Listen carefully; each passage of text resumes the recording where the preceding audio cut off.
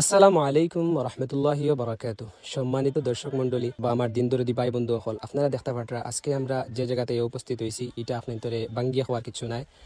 আপনারা আমার দ্বারাও দেখতে পাটরা বরাক উপত্যকার সুনামদিন নওয়াই হজরত মৌলানা নূর আহমদ শফনফুরি সাহেব উপস্থিত।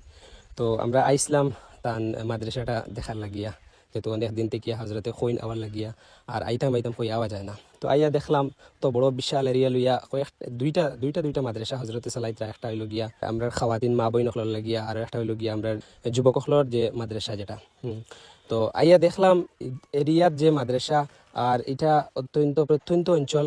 এই এরিয়াত এরকম একটা মাদ্রাসা চালাইয়া যাওয়া এটা বহুত একটা পাহাড় সমতুল্য কঠিন কাজ।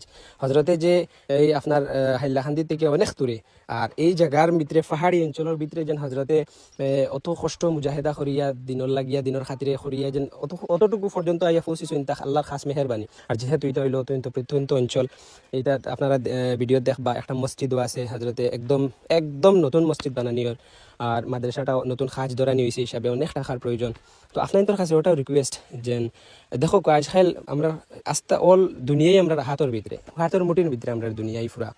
আমরা যদি ইচ্ছা করি এক টাকা যদি আমরা কিউআর কোড ডালিমু, আপনারা যদি এক টাকা দিয়ে সাহায্য করতে পারেন, হয়তো পারে আপনার নাজাতর সবব বনতে পারে। এটা যে পারেন 10 টাকা 100 টাকা, আপনারা যে যত টাকা পারেন তত টাকা দিয়ে সাহায্য করবা, এটা দিনের খাতিরে আপনার বহুত বড় একটা ফায়দা হইব আর আখেরাতর জরিয়া হিসেবে বনিব। ওটাও রিকোয়েস্ট যেন আপনারা মন দিয়ে সাহায্য করবা, মন ভরপুর করিয়া সাহায্য।